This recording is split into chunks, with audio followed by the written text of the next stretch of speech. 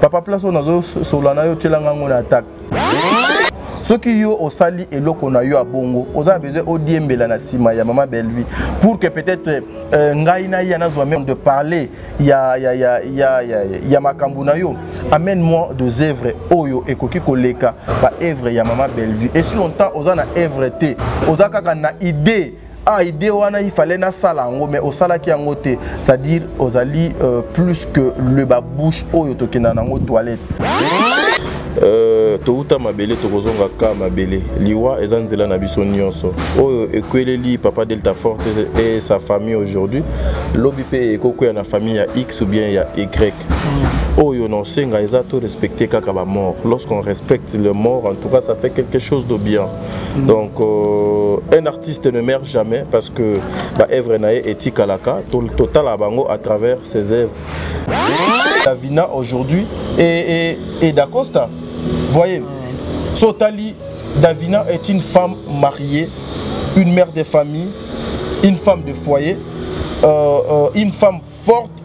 Davina gère, abandi ko gérer avant bateau nyonso bazo ko finga ye wana, abandi ko koma na ndenge mobwe avant bateau nyonso bazo luka ko chaye musapi. Aujourd'hui, les gens s'attaquent à notre frère d'Acosta. Ceux qui par exemple quand on a bazoyo kanate na quand on a bazoyo kanate, ce sont les imbéciles qui font ça. Ce sont des débiles mentaux qui font ça. Ce sont des personnes sans conscience, sans morale ne basala kayango. Et ça l'a bien ce moto à tourner naie ceux qui ont temps parce que tu vas vraiment te documenter sur ces dossiers ou bien sur ces sujets lobby tozong à peine photo ça la émission moi bien. Sotali ce moto doit jouer naie et pas ma Belle-Vie. Problème est à la terre. Bonjour mesdames et messieurs et bienvenue dans notre chaîne Top Média Télévision. À la présentation c'est Bernicia Eyambe. Nous avons un réel plaisir de recevoir pour vous aujourd'hui Monsieur Tadi Ngalapa à sa qualité de journaliste et sans oublier il est l'un des communicateurs de Madame Belle-Vie Kandi. Et la communauté congolaise à savoir que Madame Belle-Vie Kandi na chaîne naie Belle-Vie TV a déjà na film encore ils trop éducationnel au bison sotoyebi Madame Belle-Vie après ça biso ba film encore et puis ça vraiment ba éducation au nom de couple croisé. Sur ce point, je demanderai à l'équipe technique de nous mettre un extrait du film Couple croisé de Madame Belle-Vie Kandi. On se retrouve tout juste après.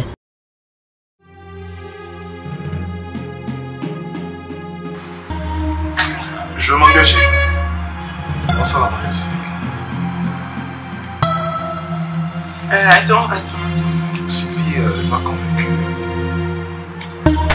J'ai pris le temps, il y a une petite idée, j'ai compris que c'est vraiment une bénédiction pour moi. Et tu parles de mariage. Et toi-même, le mariage en question, tu te prépares ou tu t'es déjà préparé? Maman Daily, c'est ma femme. Après que maman soit partie,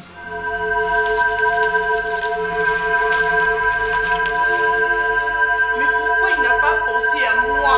Comment pourquoi il y a eu sachant que Ndeto Zalaranaye et tout le reste que...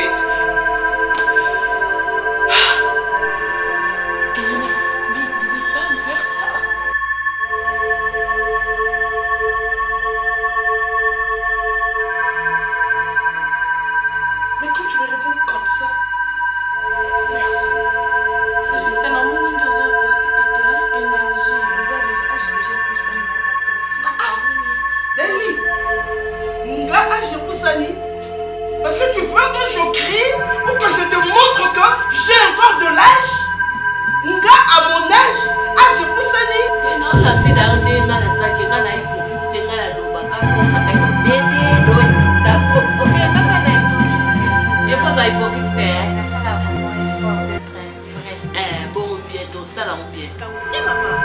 Ce que je l'accent moi non ma camozo lobanga na yo kapasi na c'est que yo yebi moi na keli o mawa nga moko na landa moi na simba olanda moi na ngati kwa mesa na mapisi na minoko no santera ya basi nyonso alebo la baso ya basi no baso ni na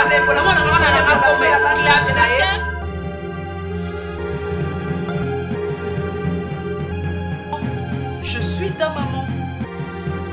Et je peux te taper, je peux te gronder, parce que tu es mon enfant. Toi aussi, on t'a dit ça? On t'a dit que moi, j'ai vieilli. Ah voilà. Ne prends pas voilà. ça mal. Non, mais qui te l'a dit? Truc lelo et kenga papa n'a pas responsabilité dans la tête. Mais maman qui l'a mis à notre tour.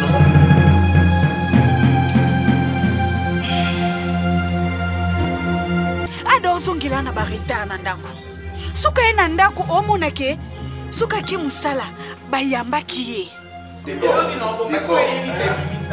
Parce que toi tu sais, donc on bomba bimisa yebisa. OK, so you facile. Facile. La maman n'a pas éduqué moi na bien. Aujourd'hui éduqué ma belle. Nous sommes de retour sur ces plateaux, mesdames et messieurs. Vous venez de regarder des extraits du film Couple croisé de Madame Belvi Candy. Et je demanderai rapidement à Montréal à fond Bisso plateau parce que nous allons recevoir notre invité d'aujourd'hui, Monsieur Tadi Ngalapa. Bonjour, messieurs. Bonjour au Bernicia, bonjour à toutes les personnes qui vont nous suivre. Bonjour à la famille Libota, bonjour à ma maman Nyonso Balinga Tadi Ngalapa, ma papa Nyonso Balinga Tadi Ngalapa. Bonjour à Ndeko Nyonso. Donc j'en profite aussi pour cette occasion, Gibson Rapé Sanga. Et puis dans l'occasion au Bernicia à Yambinga Lilo, la qualité d'anga journaliste et puis en même temps parmi le communicateur de Madame Belvi.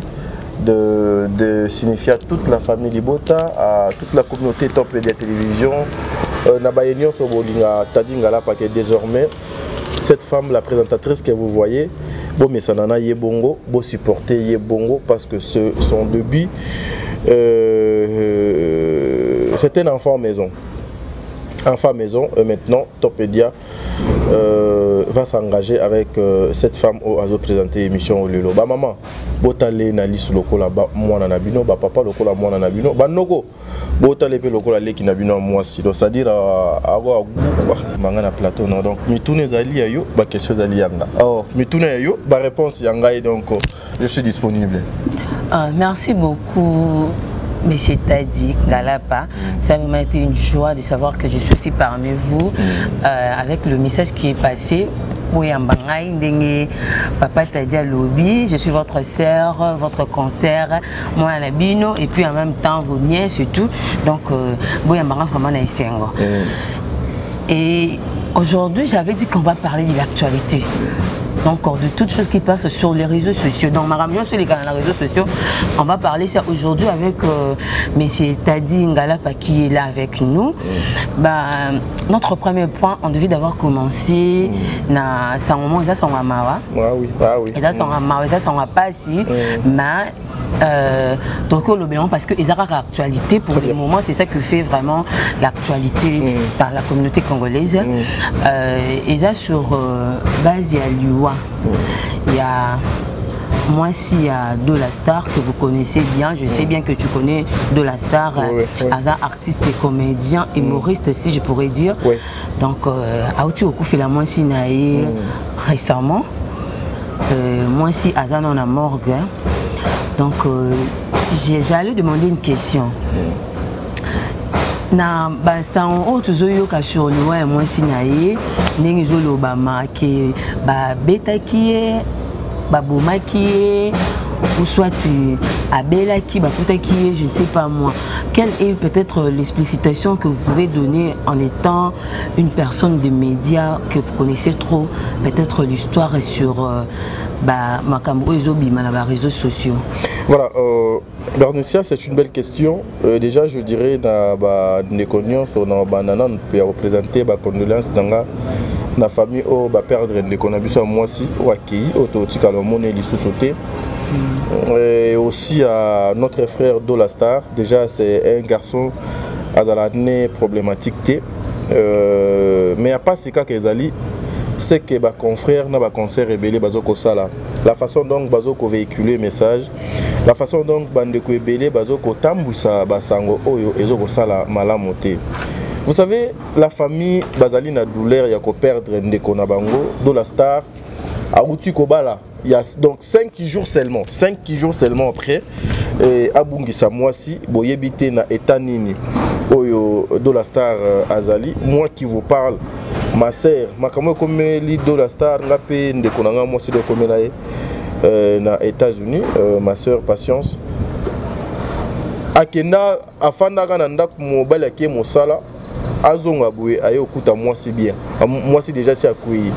Et ça pareil, dans les bisoto, zoyoka na masolo o ya do la star. Mais nga o ezo salanga passi. Et ça kaka la façon dont les gens bazo ko véhiculer message. La mort aujourd'hui bato bazo ko respecter en le société. À cause de vue, les gens commencent à faire de n'importe quoi à la télé. À cause de vue, les gens comme ko bungisa kibo mutu na bango parce que ils ont besoin que de vue. Alors famille peut écouter na makamwango pour dire bah écoutez yé abetaki yé bakuti na boye ba salaki boye, la personne est déjà morte. Moi je pense pas de la star ndenge aza bongo ka ndenge do balaki bongo azaki na besoin kaka bali après 5 jours moi sine akufa. Donc na osenga kana ba famille na osenga na bandeko les deux familles ba trouver terrain d'entente dola nanu à consommer nanu mariage n'a été. Moi je pense que même l'île des miel basalaki nanoté parce qu'ils étaient encore à l'hôtel babano lukanda. Donc ba meka kosunga bandeko na biso wana bakamunyon so donc les kamalamu. Pour nous les journalistes, nous devons arrêter la pratique au Yamabe parce qu'il faut saluer une personne ko la toyebi que la communauté balingana bango beaucoup plus le bêtise. La communauté cherche ya kokeno fana bisika mabe ezali to kende to fana na mabe to umila na kati ya mabe wana pour que to luka moyen to voilà. Donc c'est un peu ça, mais là que les bons dieux te gardent au moins Nzambe akosala ete okozala na kimia. Donc ça fait mal et puis voilà. Mais sur base, il y a toujours sur le toit d'actualité au Bazolo Bela, média Moussoussou, au Bazolo Bela qui apparemment notre artiste de la star. Azwa qui fuite, Azo mon a sauté certains moments. Depuis que tout matin il badati le baby, il écoute attendre ma colonel Kunate. Oui. Oui. Est-ce que ce sont des histoires vraies ou soit Azakani na matanga média bazaka na posa ba le ba pour chercher de base? Mais je venais de le dire. Omoni, personnellement, depuis que cette histoire a commencé, je ne suis pas parti. Parce que déjà nazala na moi nini na ba façon ngande na vivaka place au bato bakendaka moi ebele na linga bena okendete surtout bisika ya ba matanga ba feti et tout nazala na moi ba recul ebele. Do la star, tout le monde a yebi que après la mort de sa femme il a été menacé. Il a été menacé, il paraît, par la famille de sa femme. Déjà, le kola moutou, le kola mobali, le kola imenyoso. Er déjà menace ses alliés. Place au bazo comme menacé ngano kendete, na luka mona zwa ba recul na yeba. Ndenge nini makamuni na kosa la pona comme place wana. Mais à ce que moi je sache, le kola famille on a déjà Do la Star était marié.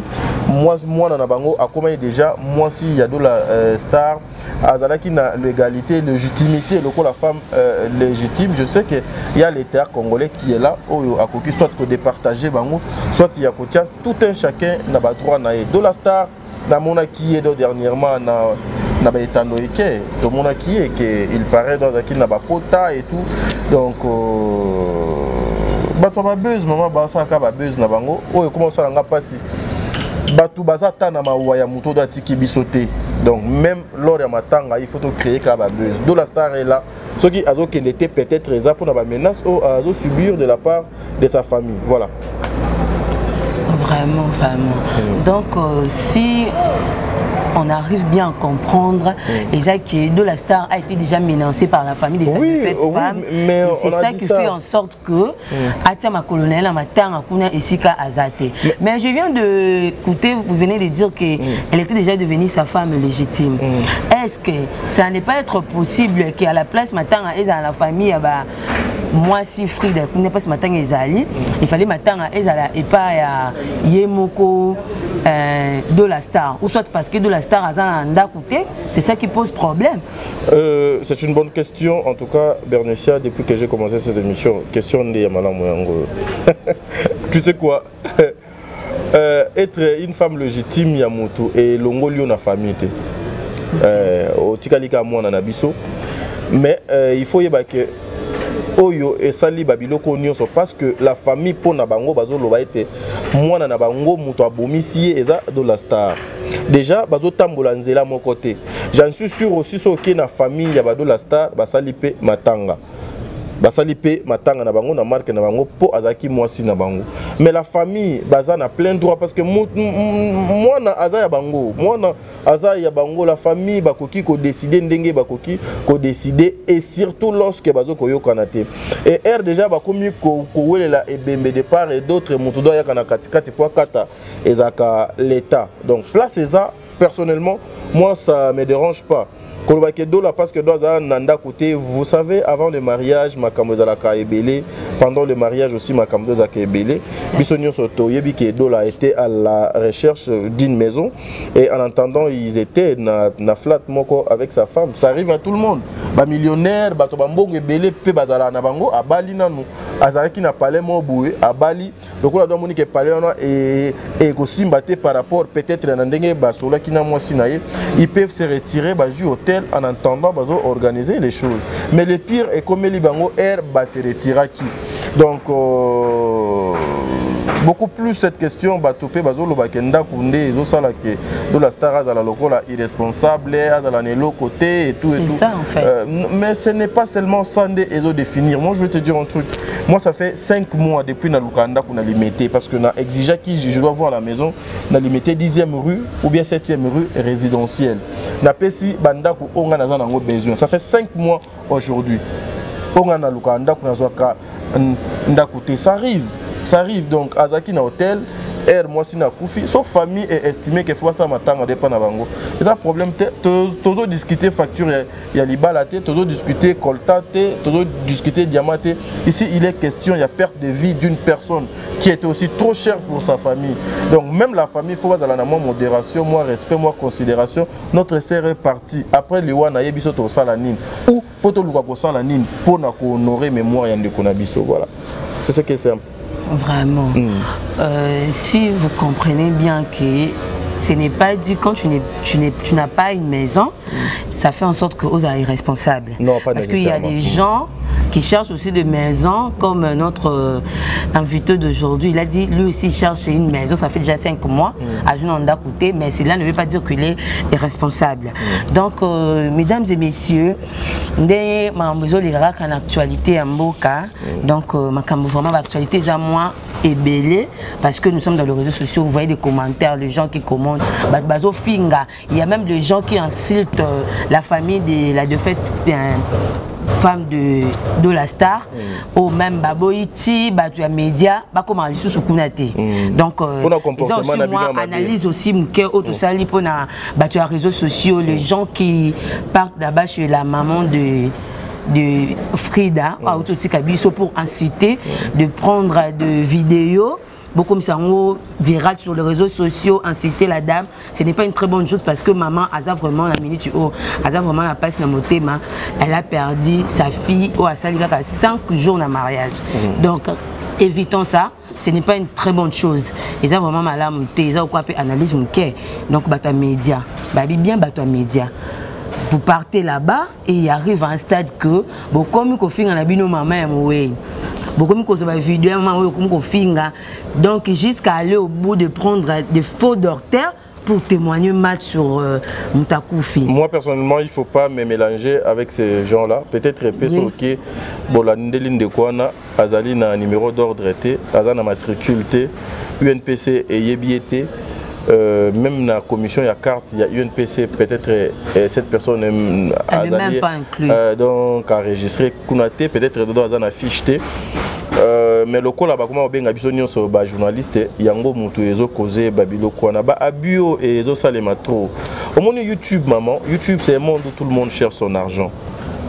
En cherchant l'argent, moto a condamné que ça n'importe quoi, juste car pour Azan a besoin, il y a mbongo. Voilà, donc moi je dirais le respect n'a pas mort, le respect n'a pas parents et vous avez quelque chose de bien. Et aussi si vous voulez être pour la famille, boya qui kolobani na télé, pour le lot, journaliste, baya ko sala o bango basali. Donc ça et le mot il faut de part et d'autre, on doit voir part il y a responsabilité équitable. Et ça, tout le monde a bandé que belé a bakufat na ba scandale belé, mais la famille a lobby NON boité de qu'on a vu imaginer boité voilà. Donc ce qui cas départ des amabé, il y a qui place au atterrissage non payé des amabé.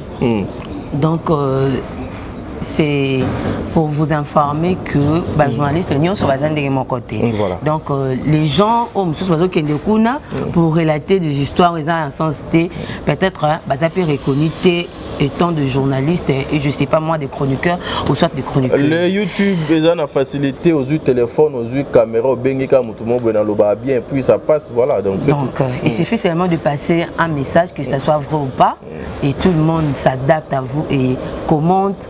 Et je sais pas moi, j'aime, et ça en bongo. Mais l'actualité est vraiment moi assez beaucoup. Je voulais aussi parler d'icônes que nous connaissons tous. Parce que moi je me rappelle bien, c'est un papa que je regardais un peu beaucoup. Film un peu beaucoup, pas trop parce que moi je suis pas trop dans des théâtres en fait. Mais français mingi. Non. Donc ça arrivait que Nazaka Kota la Raï moi mingi, mais ça fait déjà plus de 4 jours qu'il vient de nous laisser. Donc Aza président à ça la rappel théâtre au nom de Delta Force. Donc il vient aussi de nous laisser. Ça fait déjà 4 jours aujourd'hui, si je pourrais dire 4 jours ou 5 jours si je ne m'abuse pas. Est-ce que, tant que l'homme de médias, parce que moi je connais, vous êtes aussi l'homme de la presse, vous connaissez quand même aussi des histoires de gens qui aiment bien faire des théâtres, et si vous êtes un peu du domaine, je voulais quand même demander quelques questions à ce qui concerne M. Delta Fox. Si vous connaissez quand même son histoire, d'où il vient, Abimela peut-être Nawapi, ou Boyokali Solo Nae déjà chez une personne, soit vous-même vous connaissez quand même son histoire et pas un toit Abima, si a commencé à la théâtre Nae Boy. Voilà, Delta Force, que son âme repose en paix, sincère condoléance, na famille au perdre Motomone, le local président Delta Force. Touta mabele tokozonga ka mabele liwa ezanzela na biso nyonso oyo ekweleli papa Delta Force et sa famille aujourd'hui lobi pe ekoko ya na famille ya X ou bien ya Y oyo non senga ezato respecter kaka ba mort. Lorsqu'on respecte le mort, en tout cas ça fait quelque chose de bien.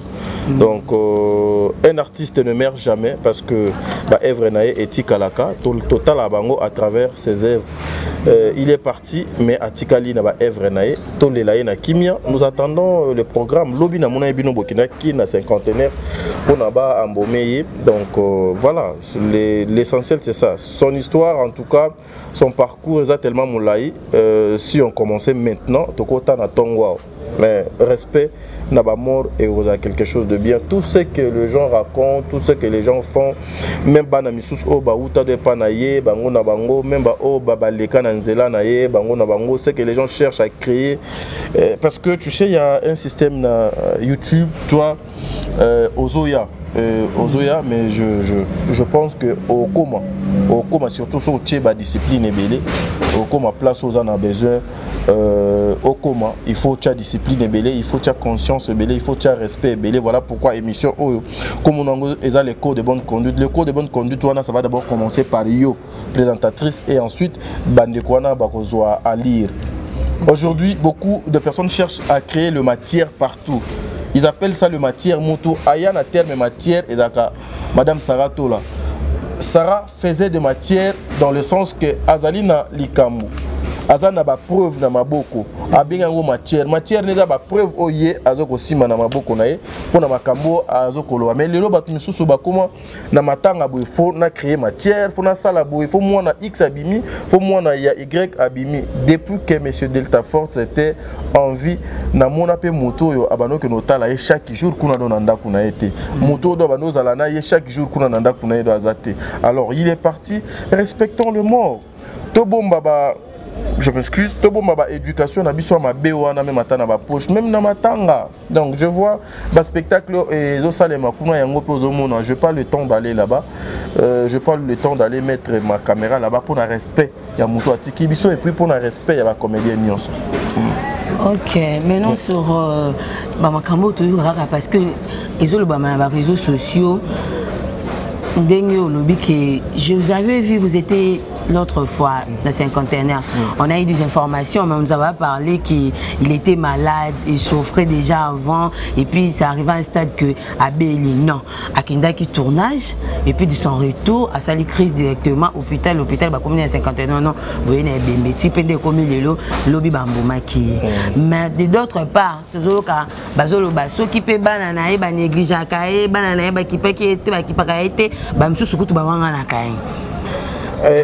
Et à cause il y a l'Iwater, nous apprenons aussi, il paraît que avant sa mort, c'est pas une confirmation, que le Messie était très fâché avant ça la crise. Il était très fâché quand on a donc utakuap et ça il y a moins d'anaïe biologique par rapport il y a obiso tozo koyo kakando lobby n'abetando et pour ne pas confirmer ma cambouana. Il paraît il y a l'un de ses enfants à côté de tiso na bekiri ya bakuluna et tout a yoka kiango era yoka kiango asiliki et skandawana et matisi et sogindeni tsondeni déjà ngana ko sala na ko linga ko solo na eloko yo et comment moi courant. Oui. Aujourd'hui, beaucoup de personnes bakomi ko bata mamingi na basimake naza mwana ya X mwana Y na uta na groupe X na uta na groupe Y. Non. Bana na ye o bawanga na kaye wana bawanga na kaye na ndenge nini pepo na nini est-ce que bana wana baza kaka obligé est-ce que baza redevable de pa na ye non bazalaka bana oyo bango baboti te eza mwana oyo eza lokola toi tu es venu na Top Media pour oya koluka musala na yo maman tu viens tu travailles bino kutu boza na avantage que vous venez awa bozo travailler ata biso tozo ko apporter un plus dans ce que vous faites mais na suka bakozwa moi $1 ba foutu yo pour na musala ozo ko sala mais ba comédien wana nyonso na ba président ya ba groupe na bango la majorité batika lo futa bandeko wana te. Il travaillait, na ba merci, il y a ba président, il y a ba groupe. Il travaillait pour la visibilité. Yango pe et lui ko lobate ke lokola toujours travailler bénévolement pour la visibilité pour to yebana. Donc il faut être comme na moyen bien placement bonde to reconnaître ba place dans to outité. Donc totika nanu totika bana na yeba ki paka ete bane basala ke boité parce que yé moko papa Delta de son vivant a salela ka bana wana nini. C'est ça les grands problèmes. C'est ça les grands problèmes. Ils ont un discours oyo ma chère. Ils ont ko kabola batu ebele. Ils ont ko tia ba désordre ba zizani. Ils ont ko détruire le théâtre congolais. C'est à cause il y a ba buzoba on est théâtre congolais ils ont beba. C'est à cause il y a ba n'importe quoi on est théâtre congolais lelo tomoni ba soto ebele lati batika na mutu akufi bakunda mutu na kimia. C'est simple. Est-ce que souci pena ya bana na ye oyo professionnel et comme mamutu dona liwa? Non. Nzambe ka yebi il est pourquoi ma chère. Bon, c'est-à-dire que un souci à bana professionnel, c'est-à-dire c'est biologique. Non, la mort est allée fait moko normal, est réel et puis est naturel, maman. Est naturel. Au moni na banzo to na biso Bernicia na banzo to na biso maman ndé na otambola boye peut-être na kozala na moi malaise mo boye na yoka na tolo bien na libumu ou bien na mokongo soki na négliger kana ngango nazo négliger jour mususu kaka lokola fandi vimbi ou bien salinde mo boye soki et s'exploser et ko créer pe arrêt ya motema nanga et kati el motema kati pe meki ba obenganga do ebembe qu'on n'accuse pas toujours que oh, X na Y. Non, non, non. Ça, c'est pas une bonne chose. Voilà, donc c'est un peu ça. Mais il n'y a pas des accusations, sauf que les réseaux sociaux, tout ce que les gens aiment parler. Donc, au Batubalinga, les réseaux sociaux, c'est ça. Donc, banana va négliger, il arrive que comment ceux qui n'ont pas eu problème dans mon thème, à ça les crises, mais à qui maladie. Mais il y a aussi d'autres témoins au Bazala qui n'aiment pour le tournage qui dit que papa, donc, n'engue to banane comme mon aïe, n'engue salaka, n'engue zalaka, n'a par rapport à jour à tournage, jour à qui vraiment bon. C'est ça maintenant qui nous pousse à dire que donc, mais c'est Delta Force qui est déjà malade, peut-être. Bon, tout ça, en tout cas, la seule personne qui a l'habilité à repérer sa version Malam Ozali, c'est son médecin. Dans Oignon, Ozali, la rumeur, donc c'est ça. Pour ne pas trop commenter sur son sujet. Donc tout ce qui se passe, ce sont des rumeurs parce qu'il n'y a pas des informations très sûres sur la mort de notre papa Delta Fox. Très bien. Ma condoléance est belle quand la famille nous a éprouvé. Il y a papa Nabiso Delta qui paye icône mounène, il y a théâtre congolais. Changeons un peu de chapitre. Donc parlons de l'actualité. Il y a Makambuzo les Kana na minute oyo. Il y a Davina Apwa. Donc, selon you, analyse Ninyoko, ça là vraiment, hein, pour Davina Apwa, la Makambo, ils ont circulé sur le toit dans les réseaux sociaux. Je définis Davina Apwa comme une actrice professionnelle, oui. Une femme consciente, une femme de valeur. Davina Apwa, une femme qui a trop de potentiel et les regrets de beaucoup de personnes parce qu'ils ont perdu Davina Apwa juste donc à côté Nabango. Tout ce qui se passe à Nakombo et Davina Apwa, vous savez, il y a des personnes locales à Davina, Bazalakami Balete. Na saison moko nzambe do sala mutu abongo ka moko asalika mutu moko ka lokola Davina Apwa. Donc ba o ba monique ils insultent ou bien bazo koloba oyo bazo linga koloba par rapport à Davina Apwa et talibango, mais sinon pour moi je définis Davina Apwa comme ça dans ma définition on a autopé ça. Donc sur toutes les éloges que tu as fait pour... Pas les éloges, elle est comme ça. Donc elle est comme ça. Elle est comme ça. C'est-à-dire que non, normalement surtout au Bazoloba sur les réseaux sociaux, on a eu Bazoloba Makamouni. Donc il paraîtrait que... Oui, voilà, il faut oh yepsanga Makambo Bazokoloba sur Apwa, ça va me permettre de bien koyanolapé par rapport à Yabandeko Bazolanda Biso. Donc il paraîtrait que elle est en train d'insulter ou soit dénigrer quelques artistes ou comment théâtre artiste banane comme récemment celui qui est sur le na Madame Silla donc Azo incité et puis il y a un monsieur qui est derrière ça, le monsieur Eric Azo Lobakié. Donc Davina Apwa Azali na mais noir moko o ezo poussé à ça la makama parce qu'il y a biké donc pour moi on a bien on a le croisant à parapluie moko oui bomba ka etonga ça la makamba wana ngo zo sala ke afinga ka bango pour ça na muntu pa côté là moi je vais te dire un truc tu sais ezali sano ya bazoba ezali sano ya bazoba je vais te dire un truc je connais pas trop Bandego Misudo Tangi Bakombo, mais je connais un peu Davina. Na éducation, Azanango Davina ne peut jamais insulter. Et puis, il n'y a aucun page au Davina Azoko Finga. Si vous parlez de Madame Silla, ceux qui vous ont pour Italie, Maman Silla est une mère que je dois beaucoup de respect, dans ma considération et belée. Elle a beaucoup travaillé, elle a beaucoup donné dans le théâtre et à Congo. Mais ce qui est là, comme il Davina Azali na main noire dans tout ce que Davina fait.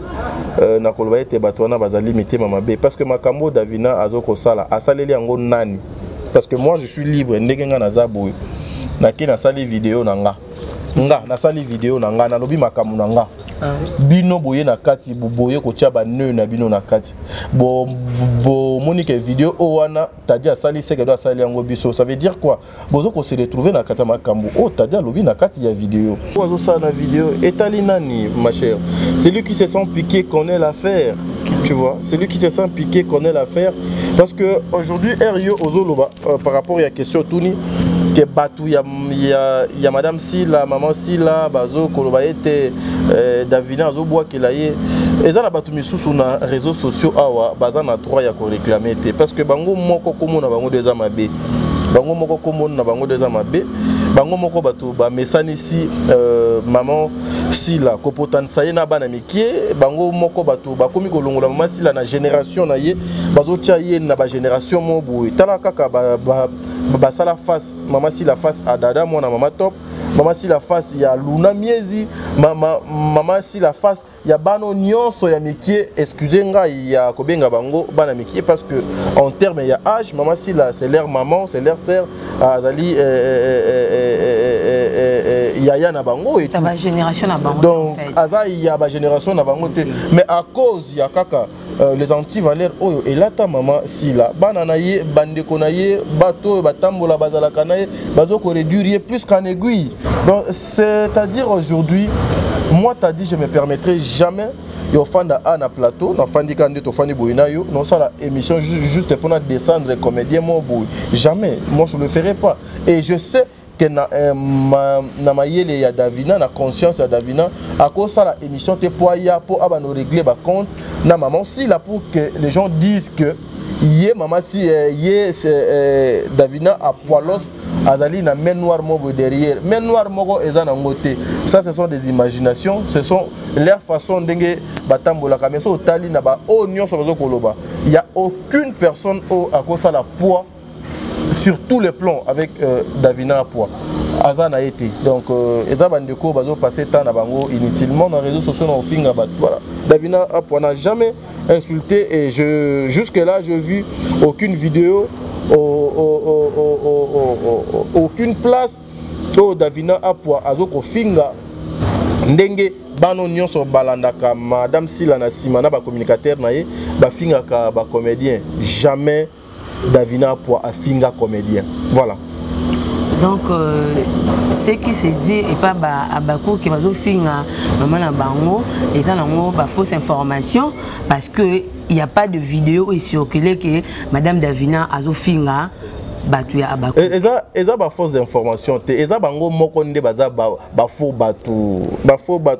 compte omoni na mboko yo tozala na politique ya diabolisation te mais parti politique moko eya na mboko Congo et imposa ba congolais et tia biso na confusion to koma na politique ya diabolisation na théâtre siko mama Silla na batunaye ba imposa système wana ya diabolisation ya victimisation. Or baza bato liboso o ya osala batu mabe ya ko nuire batu ya ko détruire ba via batu ya ko dénigrer batu ceux qui aux autres n'a profité peut-être une question donc t'avais pas prévu ça la question de Davina aujourd'hui et d'Acosta voyez Sotali Davina est une femme mariée une mère de famille une femme de foyer une femme forte. Davina gère abandi ko gérer avant bateau nyonso bazo ko finga ye wana abandi ko koma na ndenge mo avant bateau nyonso bazo luka ko tchaye musapi. Aujourd'hui les gens s'attaquent à notre frère d'Acosta sans pour autant tenir compte que oyo bango bazo ko solola ezali ba vie privée ya d'Acosta ezali ba vie privée ya Davina. Pourquoi aujourd'hui les gens bazo zoaka ba luxe on prend le luxe juste de passer à la télé pour parler que de vie privée à bateau. Or, la vie privée est la sacrée. La vie privée est la kana etumbu na code pénal à Congo ezali na etumbu. La vie privée c'est quelque chose oyo balobi eza privé eza oba bombaka et non oyo bayaka ko étaler. Voyez-vous un peu batu ya mama Silla bazali batu ba bomi théâtre bazali batu ba BBC makambo ebele bazali batu ba koti makambo ebele na kata théâtre mais en connaissant cette femme Davina adok sabango mutu adok sabango mutu parce que o bango bazo luka lelo Davina azanango déjà depuis longtemps et ça c'est pas ses avoirs mais c'est plutôt sur le plan intellectuel, sur le plan responsabilité, sur le plan conscience, sur le plan il y a stabilité et cette femme a beaucoup de potentiel et elle a aussi des qualités très élevées. Oyo bande ko belé bazo ko luka ko faire face na ye bon salana donc bako sala ata donc même pas 30 secondes avec Davina. Alors bino bande ko bo meka ko landa biso ça fait très mal, ça dérange aussi. Makambo ya ba couple ba bolingi ko traiter ngo na ba télévision ndeni ndeti bino boza na ba passé te ndeti bino boka na ba problème te, donc ça fait pas quelque chose de bien quoi. Davina en tout cas fanana laissez les morts enterrer leurs morts. Et tu ne crois pas que quand est-ce qu'une vie privée devient publique? Au moment où on matière, on est où peut-être pas un bâtiment, tu es trop proche d'un parce que quand déjà la vie privée à mon tour, c'est-à-dire c'est confidentiel, c'est une chose que peut-être c'est ça privé. Mais quand ça devient public, déjà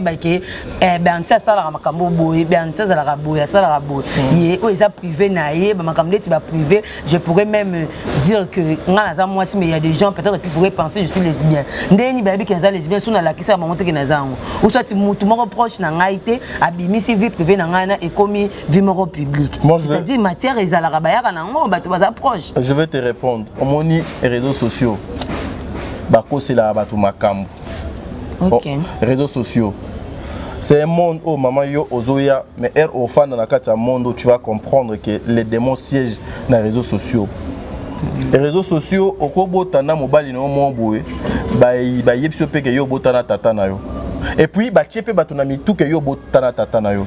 Au kobo tana mobile mo ya génération na yo, mais ekiri ya mama si la na ba yeba fandelio, ba lobiete abotina tata mobimba moboé. Mais pendant que bango moko baza na mibali oyo baza ya bango te. Réseaux sociaux ekiri wana kaka oyo oyebi bazo ko s'attaquer na notre sœur l'actrice professionnelle à poids comment on a million na bakozwa comédien batie na miniature de tongo type pourquoi au lieu basa la promotion c'est plutôt bazo ko détruire bazo kitisa les réseaux sociaux baza capable ya bazo mona mai o déjà pembe mai eza couleur ya pembe mais balobité mai o déjà couleur ya pembe te eza couleur rouge et bazo luka ko koti sabino na mitu na bino fokaka bondi make mai eza couleur rouge mais yo mobiki do yebike déjà pembe. Il y a beaucoup de choses que ces gens inventent. Ba inventa makambo ebele, ba lukaka ya ko comme ça makambo na bango ndenge moko boyo yo pesa ngo couleur ya ko latsa lokuta na bango forme moko boy po batunyo so ba sepelana yango. Ma chère, il y a certaines personnes oyo toko melela bango mbondo te na réseaux sociaux mais il y a certaines personnes pena so fandi boy tu te dis ah té a kosala ngote lokola Davina pena akofanda a calculer madame Sila a finga madame Sila pour Davina akozwa nini epa ya madame Sila ou Davina akozwa nini epa ya les abakouk azo luka nini parce que beaucoup de personnes au bafinga kawana baluka peut-être nzela poto beaucoup de personnes bazo lukana baluka vie baluka ba vue beaucoup de personnes au bazo lukana baluka peut-être mabala. Beaucoup de personnes au Babazawana baluka peut-être voiture. Mais Davina a un mariage, Davina a deux voitures et poye na monde de lingamingi ba fortunaire. Davina a un mari, Davina a des potentiels très élevés. Ce que yepsanga akobanda koya ko sala bras de fer pour alukanine. Davina n'a pas une chaîne YouTube lokola ba misous, nga na sali chaîne nga YouTube. Fona luka mwe na diembela mutu X ou mutu Y prochaine nga ezwa makam ndenge ba diembelaka madame Bellevue. Davina n'a pas ça. Elle n'a pas ce temps. Elle ne calcule pas tout ce truc wana.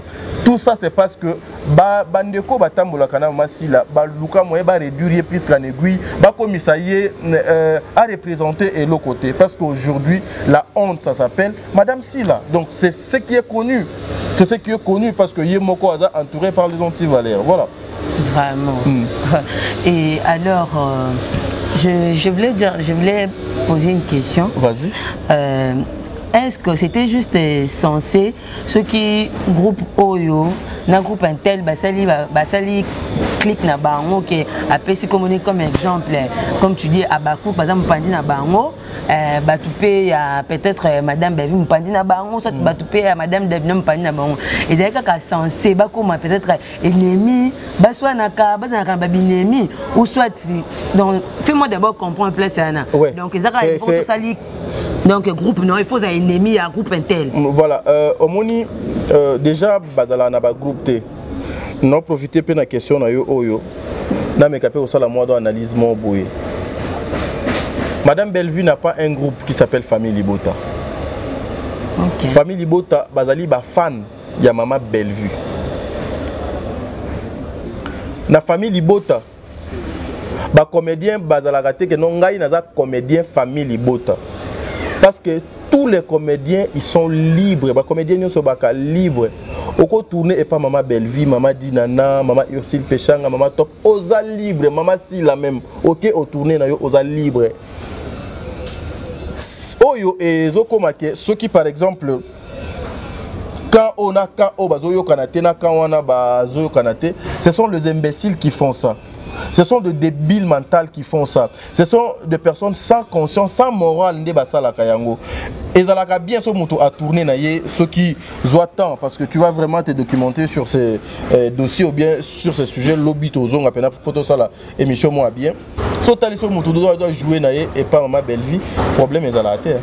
So moto a joué et pas maman Dinana, problème est à la terre. So moto a quelque joué et pas grâce Lozo, le problème est à la terre. So moto a quelque joué même à et pas ya maman Nabiso Mimi Kabea, problème de la terre. Mais so ka ok ko joué et pas si là. Bazali na ba stratégie na bango démoniaque au de ça la kake. Lorsque tu viens jouer, il faut que tu adores leur maîtresse. Ceux qui ont adoré maîtresse na bango d'office ba koluka moye ba coller yo na bêtise mo pour bêtise on a écrié buzz pour na maman na bango pour bango baluka moye ba poussa maman na bango liboso. Or dans tout ça le théâtre est en place, le théâtre est gagné, le théâtre est progressé. Aujourd'hui s'il y a quelqu'un, s'il y a deux personnes qui veulent parler pour notre Italie théâtre, venez avec deux œuvres. Je parle des œuvres de Madame Bellevue, de Lelo Tulobi Natongo. C'est la poutine, il y a écriture, il y a Congo. C'est la femme qui a écrit beaucoup de films dans la République démocratique du Congo. Depuis Abanda, écriture, il y a film, il n'y a aucune femme, ou soit il n'y a aucun scénariste au Asala, bah film autant que Madame Bellevue au yé donc à Komagana au biso dans total au biso total aka au nanu na chaîne yé azana plus de 1500 donc écriture na film na yé soko zui na ba film on so asali sali et pas ba majeur zolo donc aza na plus de 5000 scénarios au yé donc a commis. Vous voyez, donc si ce qui est nakoya, et puis quand je viendrai parler de Maman Bellevue, je viens avec des preuves tangibles, je viens avec des choses qui justifient que Makambo na lobby ezali Makambo solo, mais je ne viendrai pas parler de la vie privée il y a d'Acosta, je ne viendrai pas parler de la vie privée il y a des corps, je ne viendrai pas parler de la vie privée il y a tonton Pierrot. Qu'est-ce que j'ai à voir Nakat?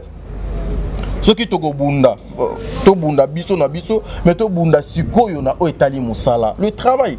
Présentons-nous un travail bien fait, un travail de bonnes réalisations et non des travaux bâclés. Vous voyez? Et non de misala o ezake Bernicia a sali na yete mais photo tia combo ya Bernicia pour Bernicia est comme ça est grand. La grandeur d'un artiste ba définir ça kangote na se ya machivi.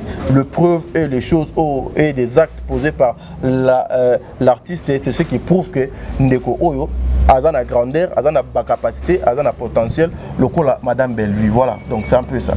D'accord, ben, j'ai bien attendu aujourd'hui Madame Bellevue, Poutine et Chrétien. Ouais. Mais il y a une histoire aussi qui se passe qu'il y a un messier, toujours au nom, malgré tout, tu nous dis que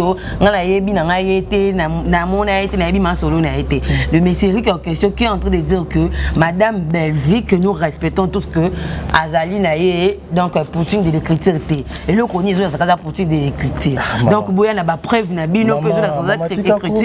on laisse tomber, ça ce sont des distractions inutiles. Laissez les morts enterrer leurs morts.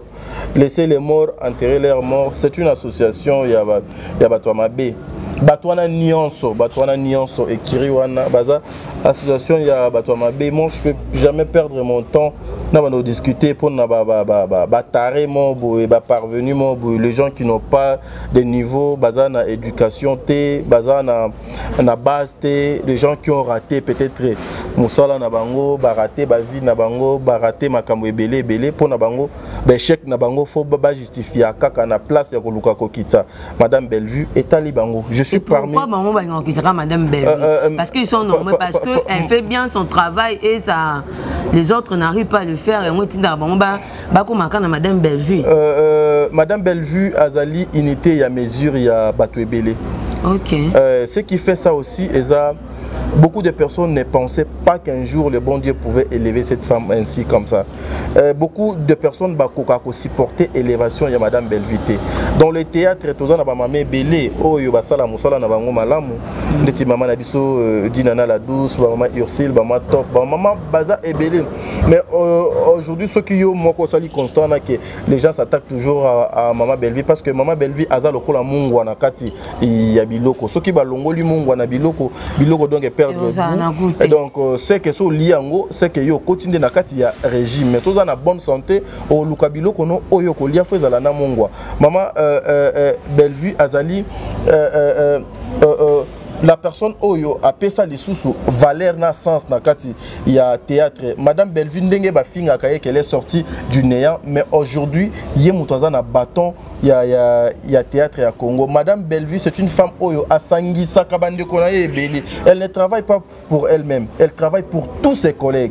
Voilà pourquoi biso o ba to se communiquer na kombo na ye, on prend le temps de respecter, d'honorer tous les comédiens parce que sans les comédiens on a Moussala ya Maman Bellevue et tambola ndenge et longo banité Batoué Belé pas supportaka élévation ya Madame Bellevue té élévation ya Madame Bellevue et comment ko tcha Batoué Belé monter ma passe oh bino bengo nkento keto voilà donc comment tcha bango monter ma keto il faut bat misusu babela kabasala ba crise ba tension justement kaka pona élévation de cette femme mais au moins en réalité so talibou oko comparer Madame Bellevue sur le plan il y a écriture na théâtre na nan azate faut zaka monter mama be faut la ka mutu moko boye oh yebina nous bon excusez-moi j'ai des mots j'ai des phrases j'ai des phrases et des termes peut-être et coplaire publico balandangate mais faut za no ka monter mama be sinon est-ce que Bellevue ako bunda bena ou bien ako ça l'effort pour andimisa mutu ke ngai ne naza Poutine ya écriture d'ailleurs bakumbona ye moto amepesa ate les abatunde bapesa kaye en fonction makambo ye asalaka donc c'est un peu ça donc c'est à dire ils vont souffrir comme ça boyoka goût de c'est-à-dire boyoki goût bonyo kwa mabongo donc pour olongolango c'est que ça l'effort comment plus de 1000 films bal bayepsanga acteur congolais cinéaste congolais, pardon, je prends mon téléphone. Artiste congolais Nini, cinéaste congolais Nini, Wech, je te salue. Oyo, na vie naie professionnelle, je disais, na vie naie professionnelle à comment plus de 1000 films. Botangelinga kombo naie, botindelingai na ba lien oyo ngai fona tinda. Na Bellevue Télévision, Madame Bellevue Azan a plus de 2200 vidéos. Plus de 2200 vidéos, on a Oyazan dans la chaîne. Toko longola peut-être 20 à 30 vidéos, il y a annonce, il y a chaîne R et Fongama Sika. Mais la majorité, il y a film O de Zawana. Ba film Nyon ce Zawana ezali écriture il y a Maman Bellevue. Siko yeba asali on a nos ados disponibles awa. Ils ont 2200 vidéos. Na ba film on a nos deux l'équité na o ezana tiroir na o azo tourner. Na o do sala et pas ya ba major. Et Madame Bellevue n'a aucun film écrit par Madame Sila Oyajoua. N'a aucun film. Mais Madame Sila a des vidéos ou des films Oyo et Komama et pas ya Madame Bellevue Kondi o ya tourna azu la ngope mbongo na suka azu et pakolos ba foutiye aye a tiena scène ba salier ba caster yé lokola actrice et puis aye à coacher parce que elle fait beaucoup. Aza coach, Aza metteur en scène, Aza marraine, Yabatou Ebele, et puis voilà, Aza idole, Yabatou Ebele. Donc voilà pourquoi il faut mériter qu'à lancer, on est sur le maman. Laissez les morts enterrer leurs morts. Nga personnellement, nayebi nanga été, na mon place à jouer, nayebi ndaku na été. Dieu m'attend parler. Dieu m'attend parler. Mais quand même, on dit qu'il passe à la théâtre, mais il approuve cela en disant que donc Madame Bellevue a maman, s'il te plaît, de l'écriture. Maman, si koko na bangonde aza, koko na bangonde mutoda comme ba film bien, ou bien tata moi si na bangonde mutoda comme ba film. Il allait être mieux placé de pour expliquer de gens déjà il faut réel ou pas. Il faut pas kobeta masolo. Si déjà Madame Bellevue plus de maman, 2000. Maman, il faut pas kobeta. Ma soeur, il faut pas kobeta masolo. Ya batu ya malonga na place ya ba inutile. Madame Bellevue azali valeur, azali drapeau à Congo, azali fierté. La seule chaîne au lelo ezoko produire ba film belé na Congo. Ezali Bellevue Télévision. Tout le monde appelle ba maman na biso dinana, na biso missus. Donc le reste on a maman j'ai pas le temps. Tout solo la makamotali couple croisé. Moto yo lobby a bengié kedo ko magate. Tout na yé a memelo 3 films na yé. 3 films vraiment, un artiste. Sinon, vraiment, téléspectateur, vous remarquez, c'est très chaud ici. Maman, pardon, pour na tika yo tanayo, moi t'as dit, pour parler d'un artiste, ou bien aux faire face à Maman Bellevue, pour ébeler, papa place on a solana yo tchelanga on attaque. Au moni ébeler, bakoma lelo, kofinga Maman Bellevue et zapona nini. Asali elo connaît mon boy, asali makamune mon boy, asali les gablo na mon boy. Pour ezwa valeur, il faut y a adie melana sima kombo Bellevue parce que kombo Bellevue wana et puis ça ba vu et puis ça na vie. Alors moi ta dingala pas, moi personnellement, ceux qui yo au sali elo kona yo a bongo, oza besoin odie melana sima ya Maman Bellevue pour que peut-être ngaina yana zwa même de parler ya makambuna yo. Amène-moi deux œuvres oyo ekoki koleka ba œuvre ya Maman Bellevue et si longtemps oza na œuvre té oza kaka na idée idée wana il fallait na salango mais au salaki yango te, c'est-à-dire ozali plus que le babouche oyo tokena nango toilette. Ton rôle est comme nous allons kaka to la tayo air to zana ndak so to lito bima batiki yo distraction. Donc voilà, donc en tout cas je pas le temps de discuter pour na ba bêtise ya kita o aloba ki wa salaki. Ici parlons des œuvres et moi personnellement si tu veux que na loba en tout cas photo sur la œuvre eza lokola Cardozo azo sala musala ne bien ba film na et zo tambola eza lokola président Gesho eza lokola ndenge tozo mona ba mana biso ba dinana. En tout cas c'est quelque chose de bien. Au cas contraire laissez les morts enterrer leurs morts. Bazo luka succès na komba Bellevue. Mais boyoka gou. En fait arrêtez juste Luka baptisé na bino na sima Madame Bellevue parce que elle mérite mieux, elle fait bien son travail et elle mérite vraiment. So omoni montazo atana pour na lobela montant, c'est-à-dire que ça la musala na bien parce que pour rien comme ça on peut pas parler de toi. On parle de toi quand tu fais un bon travail, on parle de toi quand tu as des œuvres qui se voient. Donc na mi soit batu bazana ba preuve OK, ba ko bimiselo plus de 2000. Donc, donc vous avez que droit d'accepter que Aza Poutine de l'écriture. Ce qui est na stock na héros à cause là. Tel que film et Zoleka couple croisé. Ezaka réalisé na mois février. Ce qui février, donc entre février ou mars. Tournage d'ango et Salema depuis au mars, ce qui fait février. Ce que ezo le kalelo. Ce que Azan n'a pas filmé. Il y a pas ce que ba filmo donc Azwa na ba filmo à tourner na mai, na juin, na juillet, na avril.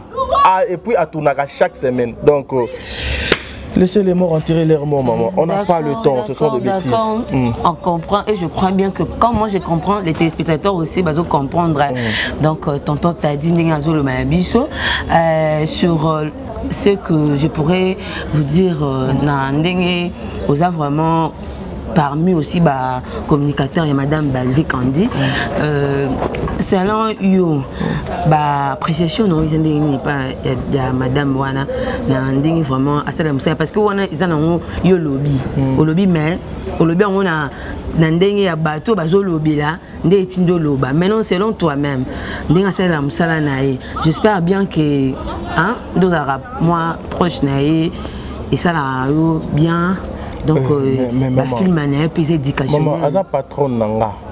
Donc c'était difficile quand même bah film nae puis ça la éducation bah film ya maman Bellevue et la lokola dissertation. Ba film ya maman Bellevue ezala na ba exhortation, ezala na ba évangélisation. Madame Bellevue a sala ka évangélisation kati na théâtre. Ça donne des conseils. Madame Bellevue a pesa ka ba orientation kati na film. Madame Bellevue azala raté que non na sali film pour na kana ba no boka ba jeton pour na moi ba bilo mo non. Azali na introduction, azali na développement, azali na conclusion. Et puis Madame Bellevue azali c'est la fierté congolaise, hein? C'est la fierté à cinéma Congo et son travail. Ezali Moussa le Salemine na maboko abatu ba imperfection de Zangagate, mais sur le plan scénario, sur le plan mise en scène, Azaka incomparable. Elle mérite mieux, d'accord. Voilà.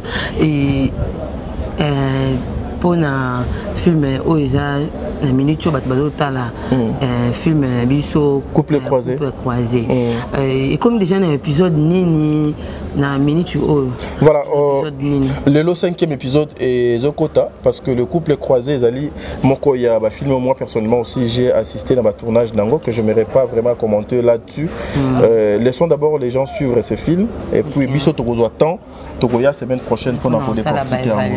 Très bien. Monsieur t'as dit Galapa. Oui. Un dernier mot na émission à l'élo qui na chaîne donc dernier mot ne cause un donc tout ce qu'on a parlé d'aujourd'hui comme d'actualité. Voilà, je te remercie d'abord, c'est la toute première fois à vie que toi et moi qu'on se retrouve comme ça. Je te jette déjà ma fleur. Courage, le début a toujours été trop difficile. Merci beaucoup. Zoaka conscience lata. Awa déjà n'engé au bandi boye na top média bacheo miso l'obipé au kokuma cible. Donc nous sommes dans un monde où ils allaient tellement mabé, le monde où balingaka évolution ya motute, le monde où jalousie est tellement macasse. Le dernier mot nanga pour la émission où eza que tout zoaka ba incomparable était tout loua ko comparer bango na batumo boye. Ezali na bokeseni entre torchon na serviette. Ezali na bokeseni pe entre un artiste et puis un acteur. Ezali na bokeseni entre scénariste et na ba imaginaire, na ba bricolaire. Vous devez aussi le savoir que Maman Bellevue a fait l'INA. Donc à sali INA déjà boyebi ndeko do uti na INA akozala ndenge nini.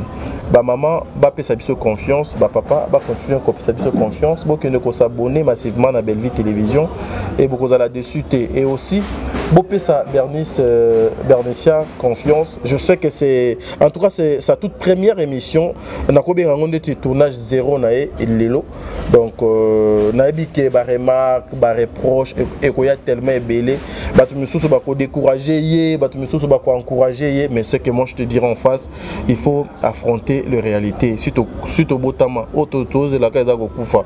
Donc message moi à ma B, commentaire moi quoi ma B et décourager au téloba que je suis déterminé, je vais fixer mes yeux vers l'objectif na atteindre ba objectif nanga. Voilà pourquoi je dirais ba maman nyo sa top télévision famille bota, c'est-à-dire bo yambe quoi do bo chaeka, donc bo chaeka na ndenga bon nzambe yoka ba yoka gu quoi vraiment. Merci beaucoup. Merci beaucoup téléspectateurs, je crois bien c'est ici que nous allons achever avec notre émission d'aujourd'hui et je dirais vraiment un grand merci à notre équipe technique, à mon réalisateur Gibson qui était derrière la caméra pour nous donner des bons visionnages et je dirais encore un grand merci à celui aussi qui est à mon côté, mais c'est-à-dire parce que c'est grâce à lui que je suis maintenant votre chaîne ou soit devant vous. Et je dirais encore merci à tous les abonnés. Et n'oubliez pas de vous abonner à notre chaîne Top Média Télévision et abonnez-vous aussi à la chaîne de la maman Belle-Vie. Donc Belle-Vie TV, ça sera aussi une très grande joie. Donc merci beaucoup, restez branchés pour ne rien rater dans notre chaîne. Merci.